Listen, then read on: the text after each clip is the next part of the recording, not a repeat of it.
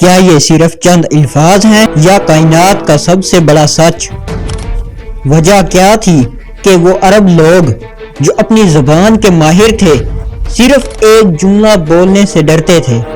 تاریخ کے صفحات میں ایک ایسا واقعہ ہے جب ایک طرف پوری دنیا کی طاقت تھی اور دوسری طرف ایک اکیلا انسان اور اس کی زبان پر صرف ایک گواہی۔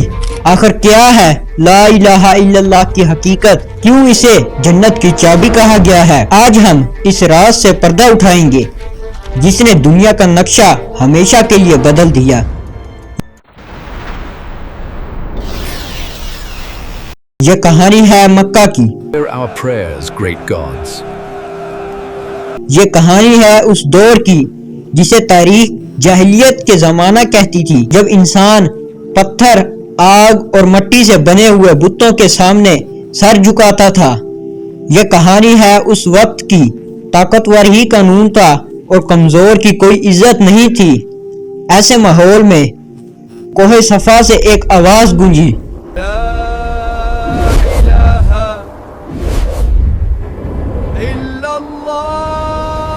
اے محمد، کیا تو نے ہمیں اس لیے جمع کیا ہے؟ ہمارے پاس ہمارے 360 خدا ہیں، ہمیں تیرا ایک خدا نہیں چاہیے۔ آخر کیوں؟ وہ لوگ اللہ کو مانتے تھے، پھر بھی لا الہ الا اللہ کہنے سے انکار کیوں؟ کیونکہ وہ جانتے تھے یہ صرف عبادت نہیں تھی بلکہ ایک بغاوت تھی۔ جب نبی کریم صلی اللہ علیہ وسلم نے مکہ والوں کے سامنے یہ کلمہ پیش کیا تو پورے عرب میں ہلچل مچ گئی۔ ہم بچپن سے یہ کلمہ پڑھتے آ رہے ہیں، لیکن اس وقت مکہ والے اس سے اتنا چڑھتے کیوں تھے؟ اصل میں مکہ کے سردار بہت ذہین تھے۔ وہ عربی زبان سمجھتے تھے۔ وہ جانتے تھے کہ لا الہ الا اللہ کا مطلب صرف عبادت بدلنا نہیں ہے، اس کا مطلب ہے سپریم طاقت کو بدلنا۔ اگر اللہ ہی سب کچھ ہے تو پھر ابو جہل کی چودھری گیری نہیں چلے گی، سود کا دھندا بند ہو جائے گا اور غلام اور مالک ایک برابر ہو جائیں گے۔ یہ ایک سجدہ جسے تو بوجھ سمجھتا ہے، 1000 سجدوں سے دیتا ہے آدمی کو نجات۔ یہ کلمہ غلامی کی زنجیریں توڑنے آیا تھا۔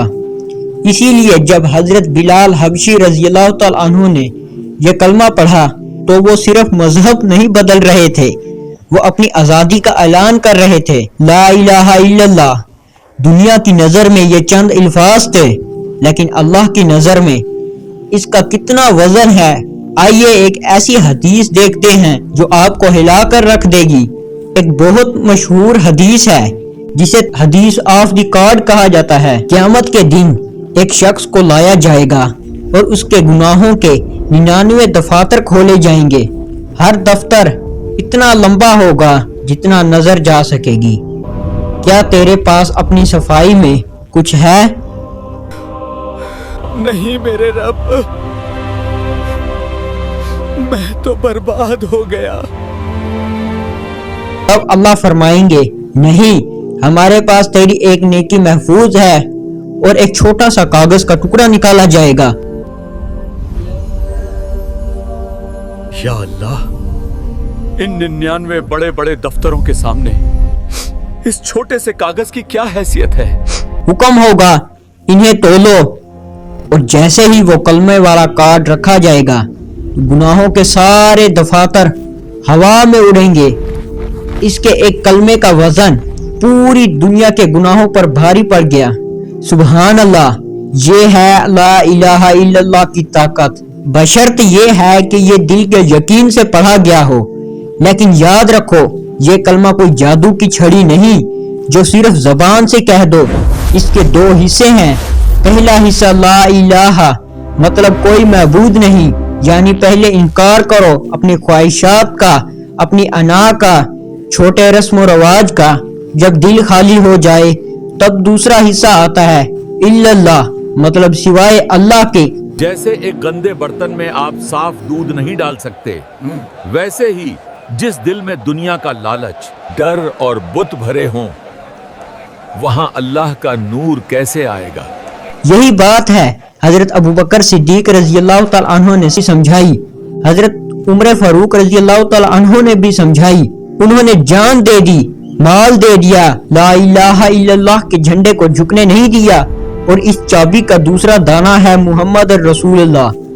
اللہ تک پہنچنے کا صرف ایک ہی راستہ ہے، وہ ہے حضرت محمد صلی اللہ علیہ وسلم کی غلامی۔ کوئی انسان جتنا چاہے اللہ اللہ کر لے، اگر وہ نبی کریم صلی اللہ علیہ وسلم کے طریقے پر نہیں ہے تو اس کا کلمہ ادھورا ہے۔ جب ایک مومن یہ پڑھتا ہے تو وہ اللہ سے وعدہ کرتا ہے، میری زندگی، میری موت، میرا اٹھنا، میرا بیٹھنا اب میری مرضی سے نہیں بلکہ میرے نبی کریم صلی اللہ علیہ وسلم کے طریقے کے مطابق ہوگا۔